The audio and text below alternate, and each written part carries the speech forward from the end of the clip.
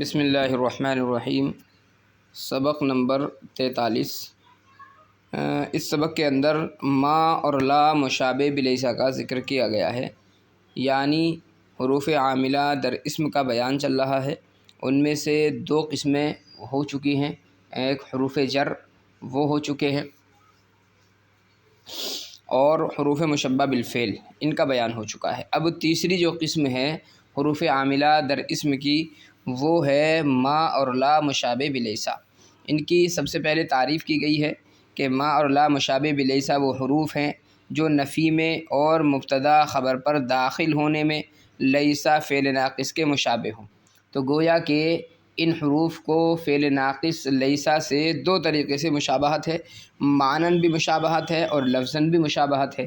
معنن مشابہت یہ ہے کہ جس طریقے سے لیسا نفی کے معنی دیتا ہے، یہ بھی نفی کے معنی دیتے ہیں، اور لفظاً مشابہت یہ ہے کہ جس طریقے سے لیسا فعل ناقص مبتدا اور خبر پر داخل ہوتا ہے، یہ بھی مبتدا اور خبر پر داخل ہوتے ہیں۔ بہرحال تعریف دیکھیں، ما اور لا مشابہ بلیسا وہ حروف ہیں جو نفی میں اور مبتدا خبر پر داخل ہونے میں لیسا فعل ناقص کے مشابہ ہوں۔ اس کے بعد میں ان کا عمل بیان کیا۔ یہ اپنے اسم کو رفع اور خبر کو نصب دیتے ہیں، جیسے ما سعید جاہلا، سعید جاہل نہیں ہے۔ لا رجل افضل من کا، ایک یا کوئی شخص تم سے افضل نہیں ہے۔ یہاں پر جو ہے ایک بات اور یاد رکھنے کی ہے، کبھی کبھی یہ معلوم کر لیا جاتا ہے کہ ما اور لا مشابہ بلیسا کا لفظی عمل کیا ہے اور معنوی عمل کیا ہے۔ حالانکہ یہاں پر جو ہے کہ سبق کے اندر اس کی صراحت نہیں ہے کہ یہ لفظی اور معنوی عمل کے طریقے سے بیان کیا گیا ہو، لیکن بہرحال یہ اس طریقے سے بھی اس کے اندر سوال کیا جا سکتا ہے کہ ما اور لا مشابہ بلیسا کا لفظی عمل آپ بتلائیں، یا ما اور لا مشابہ بلیسا کا معنوی عمل بتلائیں۔ تو ما اور لا مشابہ بلیسا کا لفظی جو عمل ہے وہ یہ ہے جو یہاں پر بیان کیا گیا، یہ اپنے اسم کو رفع اور خبر کو نصب دیتے ہیں، تو یہ ان کا لفظی عمل ہو گیا۔ اور اگر معلوم کیا جائے کہ ما اور لا مشابہ بلیسا کا معنوی عمل بتلائیں، تو معنوی عمل یہ ہے کہ یہ نفی کے معنی دیتا ہے، مبتدا اور خبر پر داخل ہوتا ہے اور نفی کے معنی دیتا ہے۔ یہ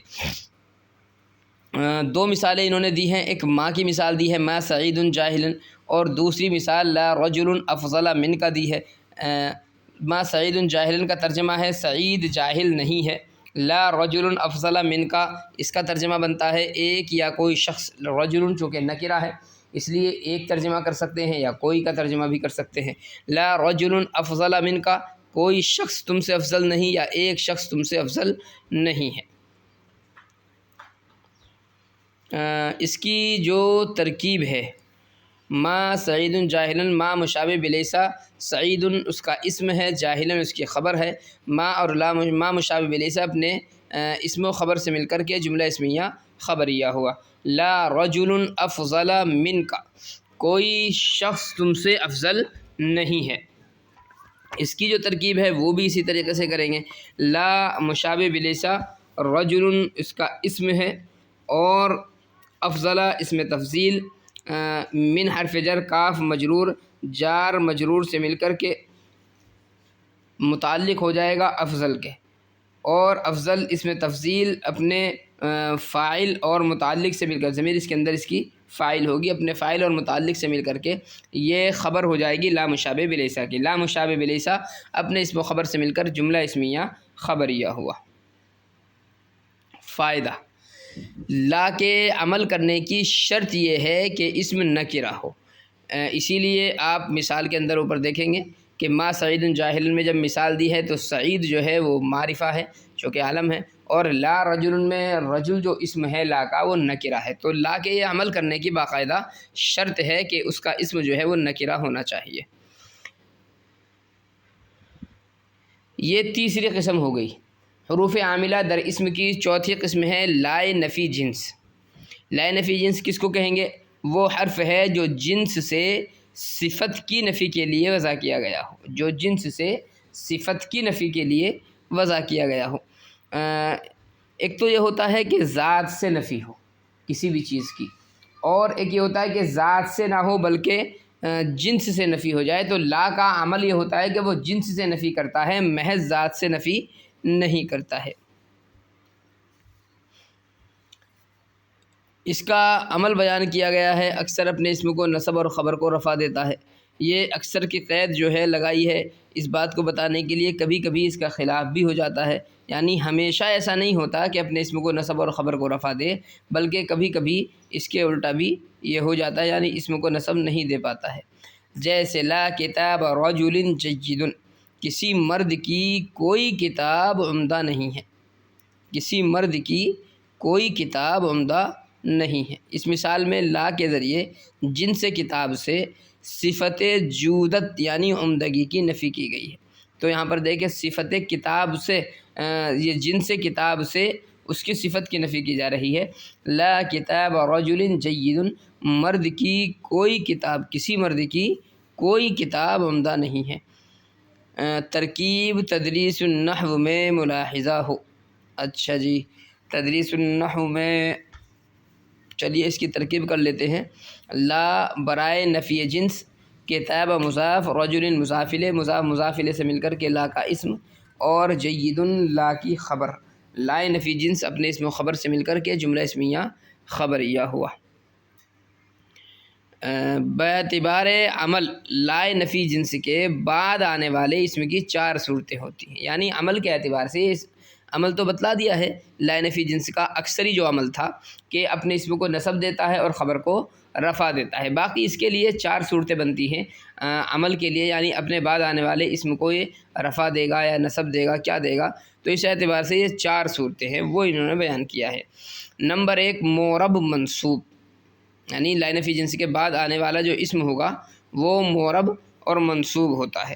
یہ کس وقت ہوگا اس کو بتا رہے ہیں، جبکہ لا نفی جنس کا اسم نکرہ ہو، مضاف یا مشابہ مضاف بلا فصل واقع ہو۔ لا نفی جنس کا اسم نکرہ، مضاف یا مشابہ مضاف ہو اور درمیان میں کوئی فصل نہ ہو، یعنی لا نفی جنس اور اس کے اسم کے درمیان میں کوئی فصل نہ آ رہا ہو، تو اس وقت مورب منصوب ہوتا ہے۔ مضاف کی مثال دی ہے لا غلام رجل ظریف فی الدار، مرد کا کوئی غلام ہوشیار گھر میں نہیں ہے۔ یہاں پر آپ دیکھیں غلام جو ہے یہ نکرہ ہے اور مضاف ہو رہا ہے رجل کی طرف، تو مضاف کی مثال ہو گئی ہے۔ دوسرا ہے کہ لا نفی جنس اور غلام جو اسم ہے اس کے درمیان میں کسی چیز کا فصل بھی نہیں ہے، تو یہ مضاف کی مثال ہے لا غلام رجل ظریف فی الدار، مرد کا کوئی غلام ہوشیار گھر میں نہیں ہے۔ مشابہ مضاف کی مثال جیسے لا طالعا جبلا غافل، کوئی پہاڑ پر چڑھنے والا غافل نہیں ہے، کوئی پہاڑ پر چڑھنے والا غافل نہیں ہے۔ یہ مشابہ مضاف کی مثال ہے۔ طالعا جو ہے یہ مشابہ مضاف ہے۔ مشابہ مضاف کی تعریف انہوں نے یہاں پر نہیں کی ہے۔ مشابہ مضاف کا مطلب یہ ہوتا ہے کہ وہ کلمہ مضاف تو نہیں ہوتا ہے، لیکن جس طریقے سے مضاف اپنے معنی دینے کے لیے دوسرے کلمے یعنی مضاف الیہ کا محتاج ہوتا ہے، ایسے ہی یہ کلمہ جو ہے اپنے معنی دینے کے لیے اپنے ما بعد کلمے کا محتاج ہوتا ہے، تو اس کو مشابہ مضاف کہہ دیا جاتا ہے۔ جیسے طالعا اس کے معنی ہے چڑھنے والا، کہاں چڑھنے والا، تو جب تک اس کے بعد کوئی اسم نہیں آئے گا اس کے معنی تام نہیں ہوں گے، تو اس کو مشابہ مضاف کہہ دیا جاتا ہے۔ بہرحال اس کی جو ترکیبیں ہیں وہ بھی دیکھ لیتے ہیں۔ لا غلام رجل ظریف فی الدار، لا برائے نفی جنس، غلام مضاف، رجل مضاف الیہ، مضاف مضاف الیہ سے مل کر کے لا کا اسم ہو جائے گا، ظریف خبر اول بن جائے گا غلام یہ لا نفی جنس کی، اور فی الدار یہ جار مجرور متعلق ثابت کے ہو کر کے خبر ثانی بن جائے گا، لا مشابہ یہ لا نفی جنس کی۔ لا طالعا جبل غافل، اس کی ترکیب بھی تقریباً ایسے ہی ہوگی۔ لا نفی جنس برائے نفی جنس، طالعا اس میں فاعل ہے اور ضمیر اس کے اندر فاعل ہے، جبلاً یہ مفعول ہے طالعا کا، طالعا اس میں فاعل اپنے فاعل اور مفعول سے مل کر کے اسم بن جائے گا لا نفی جنس کا، غافل لا نفی جنس کی خبر بن جائے گا۔ دوسری جو صورت ہے عمل کے اعتبار سے جو 4 صورتیں انہوں نے بیان کی ہیں، اس کے بعد دوسری صورت آئی ہے مبنی بر فتح، یعنی لا نفی جنس کے بعد آنے والا جو اسم ہو وہ مبنی ہو اور فتحے پر مبنی ہو۔ یہ کب ہوگا؟ جبکہ لا نفی جنس کا اسم نکرہ مفردہ ہو، نکرہ ہو یعنی جیسے کہ غلام آیا تھا، اور مفردہ ہو یعنی مضاف یا مشابہ مضاف نہ ہو، جیسے لا غلام رجل کے اندر یہ مضاف تھا تو مضاف نہیں ہونا چاہیے، مشابہ مضاف بھی نہیں ہونا چاہیے، اور بلا فصل واقع ہو یعنی فصل نہ ہو درمیان میں کسی چیز کا، تو پھر مبنی بر فتح ہوتا ہے، جیسے لا رجل فی الدار، گھر میں کوئی مرد نہیں ہے۔ اس کی ترکیب بھی لا برائے نفی جنس، رجل اس کا اسم ہے اور فی الدار متعلق ہو کر کے اس کی خبر ہے۔ لا برائے نفی جنس اپنے اسم و خبر سے مل کر کے جملہ اسمیہ خبریہ ہوا۔